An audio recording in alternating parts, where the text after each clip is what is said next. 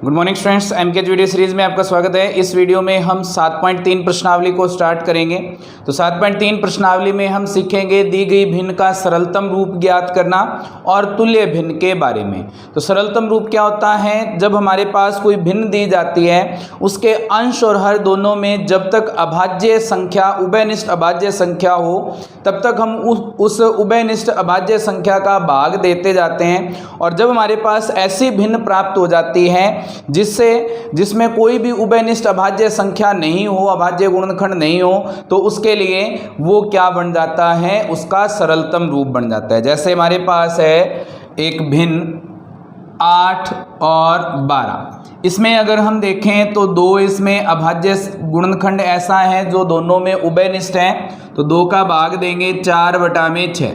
फिर से इसमें 2 एक ऐसा अभाज्य गुणनखंड है जिसका भाग जा रहा है, तो कितना आ जाएगा? 2 का भाग देने पर 2/3। तो हमारे पास 2/3 ऐसी भिन्न हैं, ऐसा रूप है जिनमें अंश और हर में कोई भी उभयनिष्ठ अभाज्य गुणनखंड नहीं है। तो ये जो रूप है वो इस भिन्न संख्या का सरलतम रूप कहलाएगा। तो कोई भी भिन्न संख्या अगर हमें दी है, उसका हम सरलतम रूप अगर निकालेंगे तो हमारे पास इस तरह से, जब हमारे पास कोई उभयनिष्ठ अभाज्य गुणनखंड है तो उसका हम उसमें भाग दे देंगे। उसके बाद में एक है नाम इसमें, वो है तुल्य भिन्न। तुल्य भिन्नें क्या होती हैं? ऐसी भिन्नें जिनमें हमारे पास सरलतम रूप एक जैसा हो, वो भिन्नें क्या कहलाती हैं? तुल्य भिन्नें कहलाती हैं। अगर हम उन्हें सरल करें, सरलतम रूप में लाएं, वो आपस में समान हो, सरलतम रूप समान हो, तो वो क्या कहलाएंगी? तुल्य भिन्नें कहलाएंगी। तो इनके आधार पर हमें कुछ जो 7.3 के क्वेश्चंस हैं उन्हें हल करना है। तो 7.3 का पहला जो प्रश्न हमें दिया है, इसमें हमें दिया है, इसने आपकी स्क्रीन पे आ रहा है क्वेश्चन, हम पढ़ेंगे इसे पहले ध्यान से और उसके बाद उसे हल करेंगे। तो दिया है इसने, प्रत्येक चित्र में छायांकित भागों के लिए भिन्न लिखिए, क्या ये सभी तुल्य भिन्नें हैं? तो हमारे पास ए और बी 2 पार्ट दिए हैं, इसमें हमें डायग्राम दिए हैं, कुछ इसमें छायांकित किया गया और कुछ बिना छायांकित हैं। तो इसने कहा है छायांकित भाग की हमें भिन्न लिखनी है। छायांकित भाग की भिन्न लिखने के बाद ये बताना है कि ये सारी जो भिन्नें हैं वो तुल्य भिन्नें हैं या नहीं। तो हमारे पास ए पार्ट है, ए पार्ट का पहला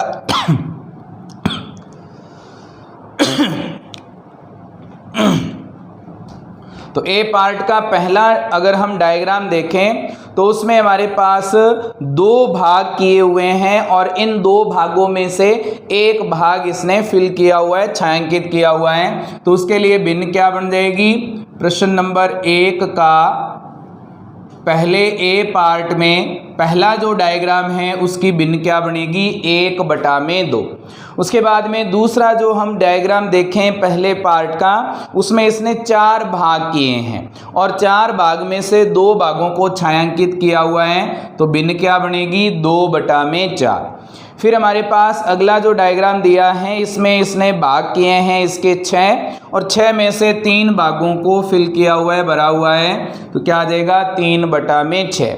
फिर हमारे पास अगला डायग्राम दिया है इसने, इसके 8 भाग किए हैं और इन 8 भागों में से 4 भाग इसने छायांकित कर रखे हैं, तो क्या आ जाएगा? 4/8।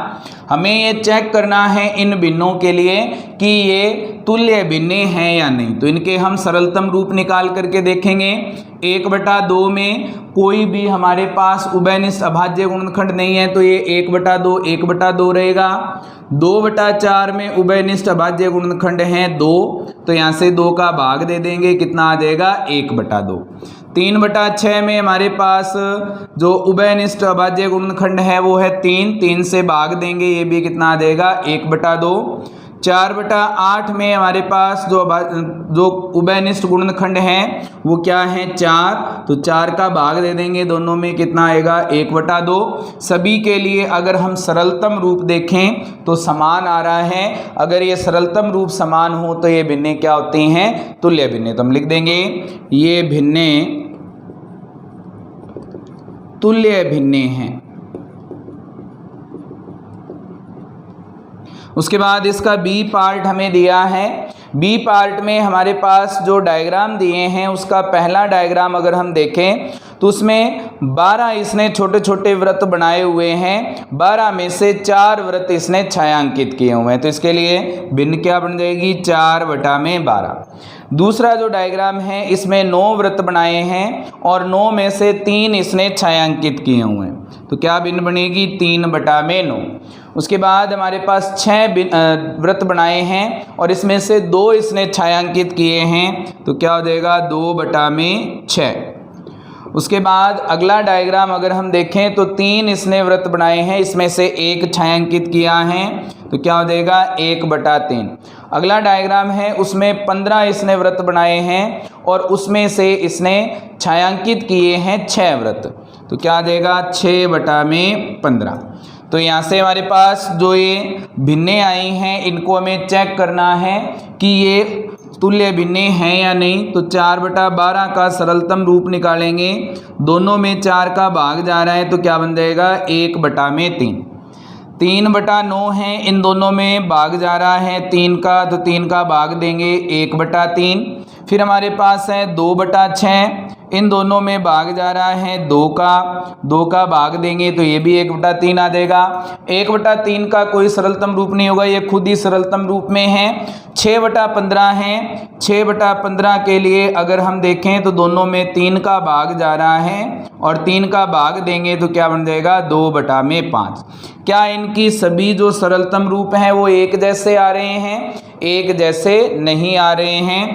पहले जो 4 मान हैं इनके लिए तो एक जैसे हैं, लेकिन 5वां जो मान है उसके लिए सरलतम रूप अलग हैं, इसलिए ये तुल्य भिन्नें नहीं हैं। ये सभी भिन्नें तुल्य भिन्नें नहीं हैं। तो हमारा जो पहला प्रश्न है वो कंप्लीट हो गया। अब हम इसका दूसरा प्रश्न हल करेंगे। तो दूसरा प्रश्न जो हमें दिया है पहले हम उसे ध्यान से पढ़ेंगे और उसके बाद फिर हम उसे हल करेंगे।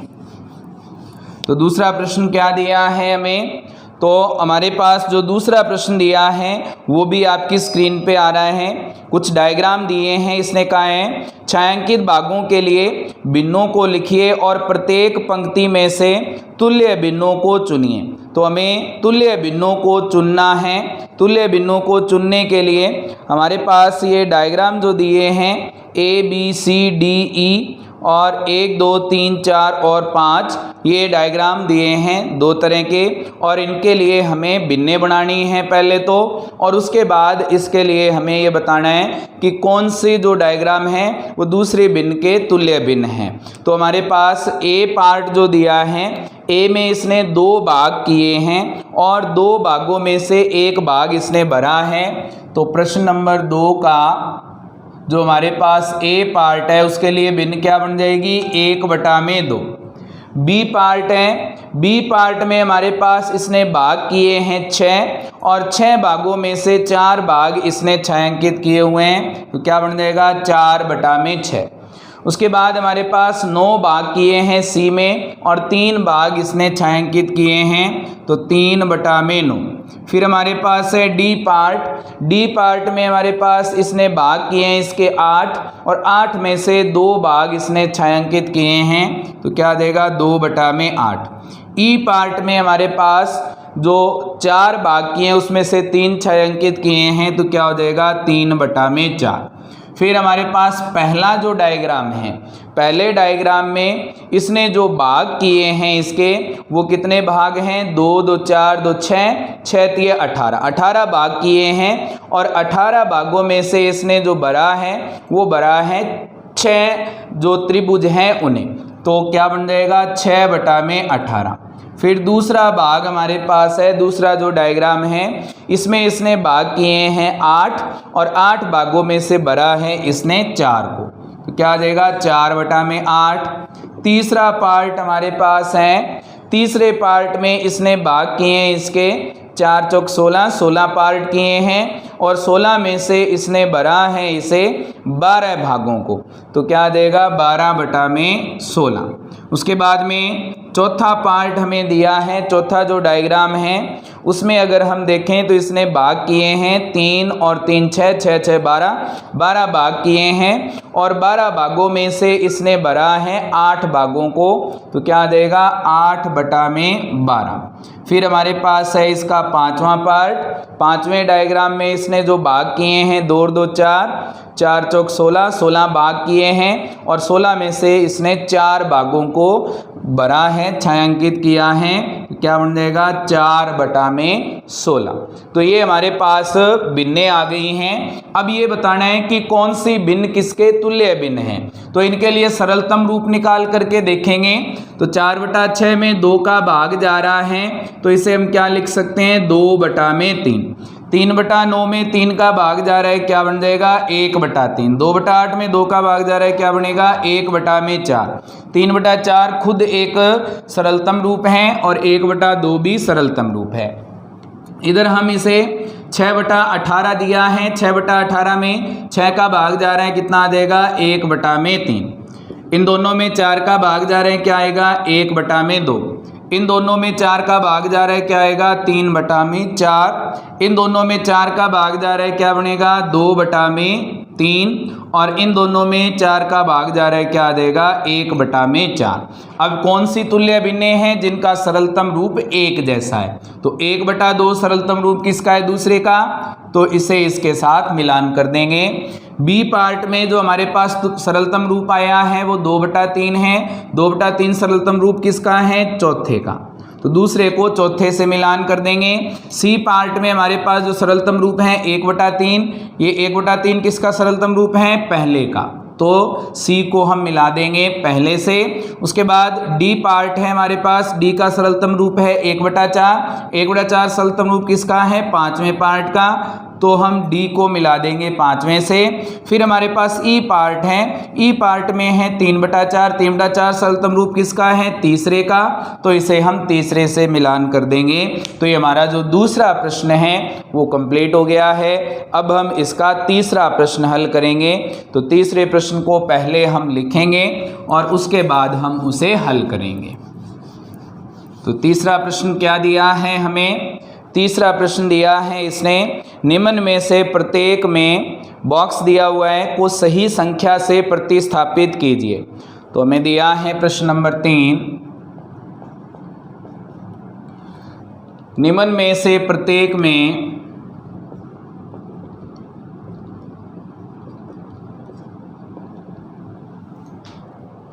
बॉक्स को सही संख्या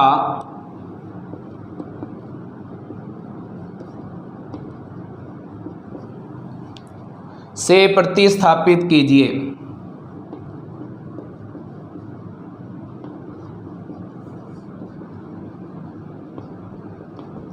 तो हमें बॉक्स में सही संख्या लिखनी है, तो कौन कौन से पार्ट दिए हैं, ए पार्ट में हमें दिया है इसने भिन्न दिया है पहला 2/7 बराबर में 8 हमें दिया है बॉक्स। फिर बी पार्ट में हमें दिया इसने 5/8 बराबर 10 बॉक्स है हमारे पास। फिर सी पार्ट में हमें दिया है इसने 3/5, ऊपर हमें बॉक्स दिया है, बटा में हमें दिया है इसने 20। फिर डी पार्ट हमें दिया है, क्या दिया है इसने 45/60 बराबर 15 हमें दिया है बॉक्स। फिर ई पार्ट में इसने दिया है 18/24,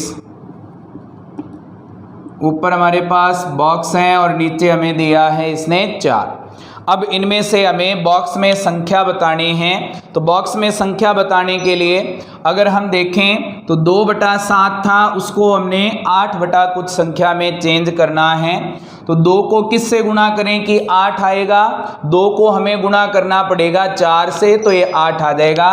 तो अगर ऊपर 4 से गुणा किया है तो नीचे भी किस से गुणा करेंगे 4 से, तो 4 को 7 से गुणा करेंगे, नीचे क्या आ जाएगा 28। तो पहले बॉक्स में क्या आ गया 28। बी में 5 को 10 में बदला है तो किससे गुणा किया है? 2 से। तो नीचे वाली संख्या को भी हम 2 से गुणा करेंगे। 8 को 2 से गुणा किया 16। उसके बाद में 3/5 है, 5 को हमने बदला है 20 में। 5 को 20 में बदलने के लिए किससे गुणा किया है? 4 से। तो 3 को भी 4 से गुणा कर देंगे, कितना आ जाएगा हमारे पास? 12। उसके बाद में 45 को 15 में बदलने के लिए हमने इसे भाग किया है 3 से। तो 60 को भी हम किससे भाग कर देंगे? 3 से। 60 को 3 से भाग करेंगे, कितना आ जाएगा हमारे पास? 20। 18/24 है, 24 को 4 में बदलने के लिए हमने किससे भाग किया है? 6 से। तो 18 में भी 6 का भाग कर देंगे। 18 में 6 का भाग करेंगे, कितना आ जाएगा हमारे पास? 3। तो हमारा जो तीसरा प्रश्न है वो हल हो गया है। अब हम इसका चौथा प्रश्न हल करेंगे। तो चौथा प्रश्न हल करने के लिए पहले हम चौथे प्रश्न को लिखेंगे और उसके बाद हम फिर इसे हल करेंगे। तो चौथा प्रश्न क्या दिया है इसने? चौथा प्रश्न दिया है प्रश्न नंबर 4 में 3/5 के तुल्य वह भिन्न ज्ञात कीजिए। प्रश्न नंबर 4, 3/5 के तुल्य वह भिन्न ज्ञात कीजिए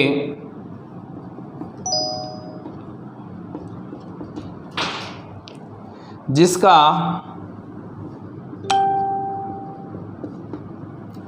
क्या दिया है इसने? ए पार्ट है हर 20 है। ए पार्ट में पूछा है हर 20 है। हर को 20 बनाने के लिए हमारे पास भिन्न है 3/5। 20 बनाने के लिए किससे गुणा करना पड़ेगा? 4 से। तो 4 से नीचे गुणा करेंगे तो ऊपर भी 4 से गुणा करना पड़ेगा। क्या बन जाएगा? 12/20। तो हमारा पहला पार्ट कंप्लीट हो गया। बी पार्ट में इसने दिया है अंश 9 है। अंश 9 है। तो अंश 9 के लिए हमें भिन्न दी है 3/5। 3 को हमें 9 में बदलना है तो हमें 3 से गुणा करना पड़ेगा। अगर अंश को 3 से गुणा करेंगे तो हर को भी 3 से गुणा करेंगे। क्या बन जाएगा? 9/15। फिर सी पार्ट इसने दिया है। क्या दिया है सी पार्ट में? सी पार्ट में दिया है हर 30 है। हर 30 है। तो हर 30 के लिए हमारे पास जो भिन्न है वो है 3/5। हर को 30 बनाने के लिए 5 को हम किससे गुणा करेंगे? 6 से। तो ऊपर भी हमें 6 से गुणा करना पड़ेगा। 6 को 3 से गुणा करेंगे 18। 5 को 6 से गुणा करेंगे, आ जाएंगे हमारे पास 30। उसके बाद हमारे पास है डी पार्ट। डी पार्ट में हमें दिया है अंश 27 है। अंश 27 है। तो अंश 27 बनाने के लिए भिन्न है हमारे पास 3/5। 3 को 27 बनाएंगे तो किससे गुणा करना पड़ेगा? 9 से। 9 को 3 से गुणा किया 27 बटा में 5 को 9 से गुणा करेंगे, कितना हो जाएगा हमारे पास? 45। तो हमारा जो चौथा प्रश्न है वो कंप्लीट हो गया है। अब हम इसका पांचवा प्रश्न हल करेंगे। तो हल करने से पहले हम पांचवें प्रश्न को लिखेंगे और उसके बाद फिर हम इसे हल करेंगे। तो पांचवा प्रश्न क्या दिया है इसने? 36/48 के तुल्य, प्रश्न नंबर 5, 36/48 के तुल्य वह भिन्न ज्ञात कीजिए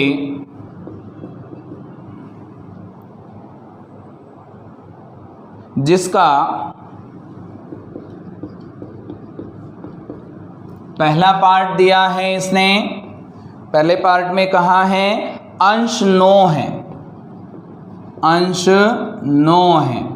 और दूसरे पार्ट में दिया है हर 4 है। हर 4 है। तो पहला पार्ट दिया है अंश 9 है। तो भिन्न क्या है हमारे पास? 36/48। अंश 9 बनाने के लिए, 36 को 9 बनाने के लिए हमें किससे भाग करना पड़ेगा? हमें 4 से भाग करना पड़ेगा। तो 4 से अगर हम अंश में भाग करेंगे तो हर में भी भाग करेंगे। 36 में 4 का भाग देंगे, कितना आ जाएगा? 9। 48 में 4 का भाग देंगे, कितना आ जाएगा? 12। तो भिन्न क्या बन गई? 9/12। फिर इसने कहा है हर को 4 बनाना है। तो 36/48 हर 4 बनाने के लिए हमें 48 में किससे भाग करना पड़ेगा? 12 से। अगर हम हर को 12 से भाग करेंगे तो अंश को भी 12 से भाग करेंगे। 36 में 12 का भाग देंगे 3, 48 में 12 का भाग देंगे कितना आ जाएगा हमारे पास 4। तो भिन्न क्या बन गई 3/4। तो हमारा जो पांचवा प्रश्न है वो भी पूरा हो गया। अब हम इसका छठा प्रश्न हल करेंगे। तो छठे प्रश्न को पहले हम लिखेंगे। प्रश्न नंबर 6 क्या दिया है इसने कहा है जांच कीजिए कि निम्न भिन्न तुल्य हैं या नहीं है। तो पूछा है इसने जांच कीजिए कि निम्न भिन्न तुल्य हैं या नहीं। तो हमें ये चेक करना है कि ये जो भिन्नें दी हैं इन्होंने ये तुल्य हैं या नहीं है। तो हमारे पास ए पार्ट दिया है इसने, क्या दिया है 5/9 और दूसरी भिन्न हमें दी है 30/54। तो इस भिन्न को हमें चेक करना है कि ये तुल्य भिन्न है या नहीं है। तो 5/9 तो हमारे पास पहले से ही सरलतम रूप में है। सरलतम रूप लाकर देखना है इनका तुल्य भिन्न है या नहीं। तो पहले से ही ये सरलतम रूप में है तो इसे हमें चेक करने की जरूरत नहीं है। दूसरी भिन्न है 30/54। इन दोनों में देखें तो इन दोनों में भाग जा रहा है 6 का। तो 6 का भाग कर देंगे कितना आएगा हमारे पास 30 में 6 का भाग करेंगे 5, 54 में 6 का भाग करेंगे ये कितना आ जाएगा 9। तो ये जो हमारे पास भिन्न आई है वो पहली भिन्न के सरलतम रूप के बराबर है। अगर ये दोनों बराबर हैं तो हमारे पास जो ये भिन्नें हैं वो क्या होंगी तुल्य भिन्नें होंगी। तो हम लिख सकते हैं कि 5/9 बराबर हैं 30/54 के, इसलिए ये तुल्य भिन्नें हैं।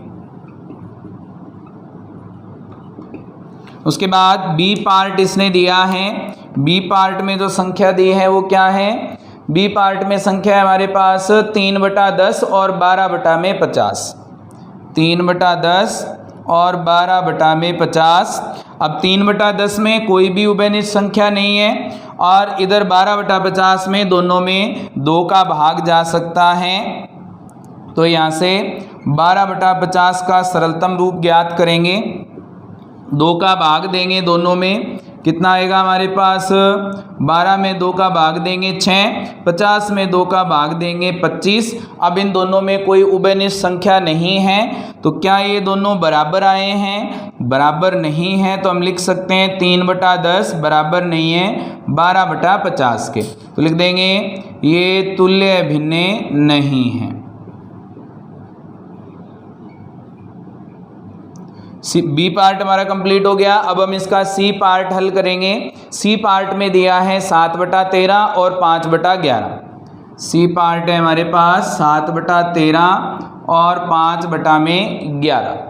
ये हमारे पास संख्याएं दी हैं। दोनों में अगर हम देखें तो ये भी एक सरलतम रूप में है और ये संख्या भी क्या है सरलतम रूप में है। क्या ये दोनों बराबर हैं, बराबर नहीं हैं। तो हम लिख देंगे 7/13 बराबर नहीं है 5/11 के। तो लिख देंगे ये तुल्य भिन्नें नहीं है। तो हमारा जो छठा प्रश्न है वो कंप्लीट हो गया। अब हम इसका अगला प्रश्न हल करेंगे, 7वां प्रश्न। तो 7वां प्रश्न हल करने से पहले 7वें प्रश्न को लिखेंगे और उसके बाद फिर हम उसे हल करेंगे। तो 7वां प्रश्न दिया क्या है हमें, 7वां प्रश्न दिया है हमें इसने निम्नलिखित भिन्नों को उनके सरलतम रूप में बदलिए। तो हमें इन भिन्नों को सरलतम रूप में बदलना है। तो पहले हमारे पास प्रश्न लिखेंगे, प्रश्न नंबर 7, निम्नलिखित भिन्नों को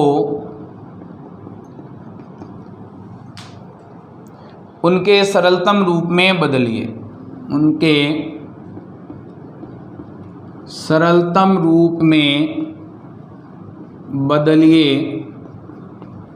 तो पहली भिन्न हमें दी है इसने 48/60। 48/60।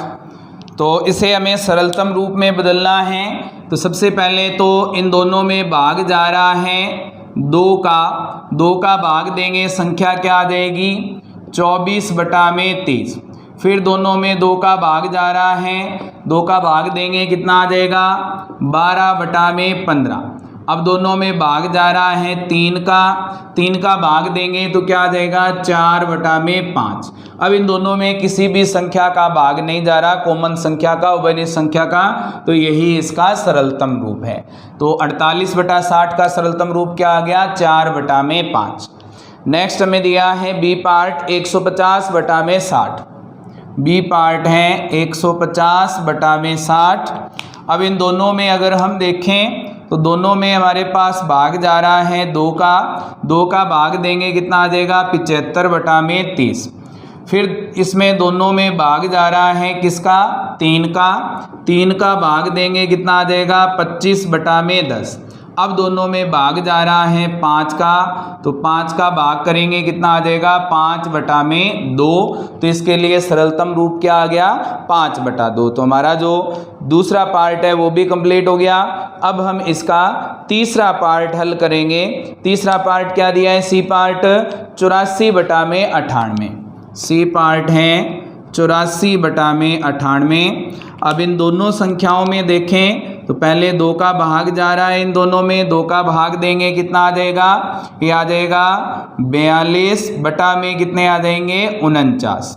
अब दोनों में किसका भाग जा रहा है 7 का भाग करेंगे कितना आएगा 6/7। अब इन दोनों में उभयनिष्ठ संख्या का भाग नहीं जा रहा, तो ये हमारे पास सरलतम रूप है। उसके बाद इसका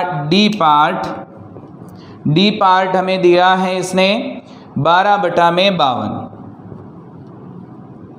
इन दोनों में अगर हम देखें तो पहले 2 का भाग जा रहा है, तो 2 का भाग कर देंगे, 12 में 2 का भाग करेंगे 6, 52 में 2 का भाग करेंगे 26। अभी भी 2 का भाग कर सकते हैं, 2 का भाग करेंगे कितना आ जाएगा 3/13। इन दोनों में उभयनिष्ठ कोई संख्या नहीं है, गुणनखंड नहीं है, तो ये हमारे पास सरलतम रूप है। ई पार्ट हमें दिया है 7/28। 7/28 में अगर हम देखें दोनों संख्याओं में उभयनिष्ठ संख्या 7 का भाग जा रहा है, तो 7 का भाग कर देंगे अंश और हर दोनों में। 7 में 7 का भाग करेंगे 1 और 28 में 7 का भाग करेंगे आ जाएगा 4। तो हमारे पास भिन्न क्या बन गई 1/4। तो हमारा जो 7वां प्रश्न है वो भी कंप्लीट हो गया। अब हम इसका अगला प्रश्न हल करेंगे 8वां प्रश्न। तो 8वां प्रश्न पहले हम ध्यान से पढ़ेंगे और उसके बाद फिर हम उसे हल करेंगे। तो 8वां प्रश्न क्या दिया है हमें, 8वां प्रश्न आपके स्क्रीन पे आ रहा है, इसे हम ध्यान से पढ़ेंगे। क्या दिया है इसने, रमेश के पास 20 पेंसिल थी, शीलू के पास 50 पेंसिल और जमाल के पास 80 पेंसिल थी। 4 महीने के बाद रमेश ने 10 पेंसिल प्रयोग कर ली, शीलू ने 25 पेंसिल प्रयोग कर ली और जमाल ने 40 पेंसिल प्रयोग कर ली। प्रत्येक ने अपनी पेंसिलों की कौन सी भिन्न प्रयोग कर ली। जांच कीजिए कि प्रत्येक ने अपनी पेंसिलों की समान भिन्न प्रयोग की है क्या। तो इसके लिए हमें दिया है इसने प्रश्न नंबर 8 में रमेश, तो पहले हम रमेश के लिए लिखेंगे प्रश्न नंबर 8, रमेश के लिए भिन्न क्या बनेगी। पहले उसके पास, रमेश के पास कितनी पेंसिलें थी 20, उसमें से इसने प्रयोग कितनी कर ली 10, तो भिन्न क्या बनेगी 10/20। उसके बाद में दूसरा नाम दिया है शीलू, शीलू के लिए भिन्न क्या बनेगी, शीलू के लिए भिन्न, शीलू के पास कितनी पेंसिलें थी 50 पेंसिलें थी और इसमें से उपयोग कर ली इसने 25, तो क्या आ जाएगा 25/50। फिर तीसरा नाम दिया है इसने जमाल, जमाल के लिए भिन्न, जमाल के पास कितनी पेंसिलें थी 80 पेंसिलें और उसने उपयोग कितनी कर ली 40, तो भिन्न क्या बनेगी 40/80। अब हमें भिन्न बनाने के बाद में इसने पूछा है कि हमारे पास जो पेंसिलें इन्होंने प्रयोग की हैं क्या इसने समान भिन्नों में प्रयोग की हैं, तो इनकी भिन्नों के लिए सरलतम रूप निकालेंगे। तुल्य भिन्न बताना है तुल्य हैं या नहीं। तो दोनों में 10 का भाग जा रहा है, कितना आ जाएगा 1/2। इन दोनों में 25 का भाग जा रहा है, ये भी कितना आ जाएगा 1/2। इन दोनों में 40 का भाग जा रहा है, क्या बन जाएगा 1/2। तो इनके लिए सरलतम रूप एक जैसे आ रहे हैं, तो इन्होंने जो प्रयोग की हैं पेंसिलें वो तुल्य भिन्नों में प्रयोग की हैं। तो लिख देंगे अतः इन तीनों ने तुल्य भिन्नों में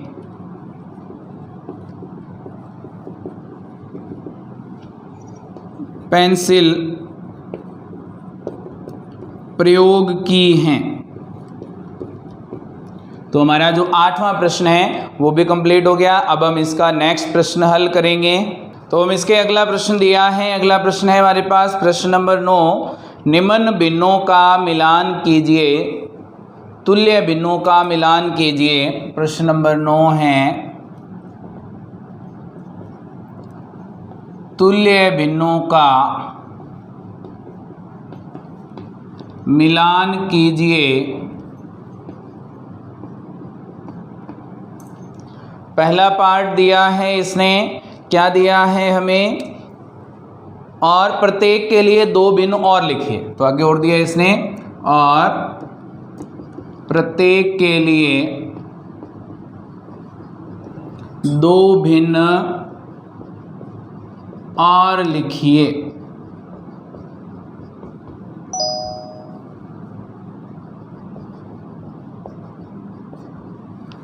तो हमें पहला पार्ट दिया है इसने, क्या दिया है पहले पार्ट में, इसने कहा है 250/400, 250/400। दूसरी भिन्न है हमारे पास 180/200, 180 में हमारे पास है 200।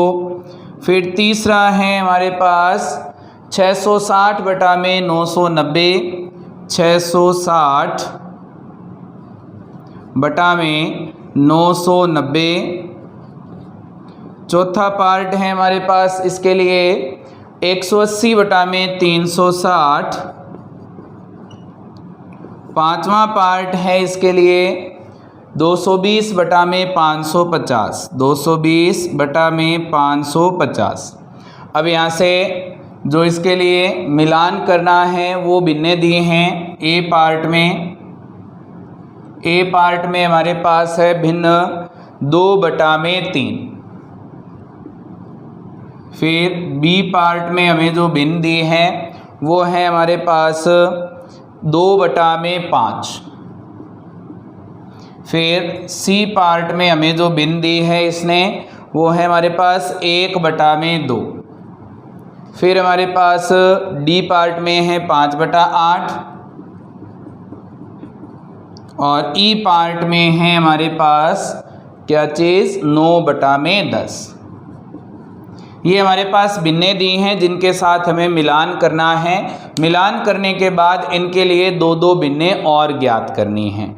तो हमारे पास जो पहला पार्ट है 250/400, इनमें दोनों में अगर हम देखें तो दोनों में 50 का भाग जा रहा है, दोनों में 50 का भाग कर देंगे तो हमारे पास कितना आएगा, 250 में 5 का भाग करेंगे हमारे पास आएगा 50 का भाग करेंगे 5, और 400 में 50 का भाग करेंगे कितना आएगा 5/8। ये इसके लिए सरलतम रूप बन गया।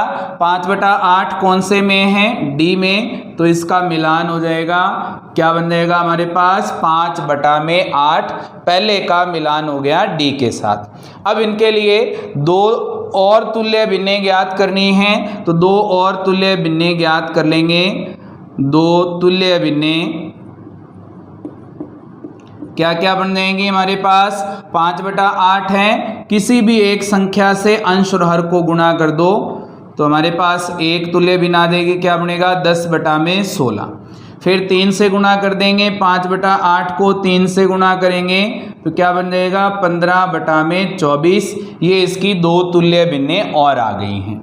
उसके बाद इनको हल करेंगे, इनको अगर हल करेंगे तो इन दोनों में हमारे पास भाग जा रहा है किसका, 20 का भाग जा रहा है। 20 का भाग करेंगे दोनों में तो क्या बनेगा, 20 का भाग करेंगे 180 में तो आएगा 9। 200 में 20 का भाग करेंगे कितना आएगा 10। तो हमारे पास कितना आ गया 9/10। ये किसके साथ मिलेगा, ई के साथ। 9/10 के लिए हम दो अन्य तुल्य भिन्नें ज्ञात कर लेंगे।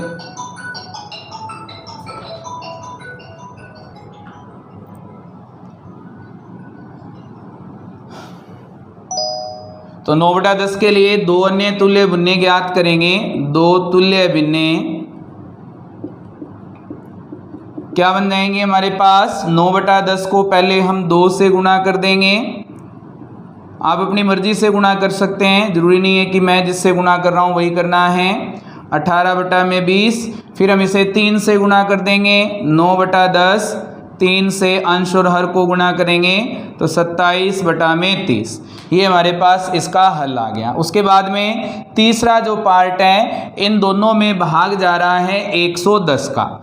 110 का भाग देंगे दोनों में तो हमारे पास कितना आएगा, 110 का भाग देंगे 660 में तो 6 आ जाएगा। और यहाँ पे हमारे पास 990 हैं, इसमें 110 का भाग देंगे कितना आ जाएगा 9।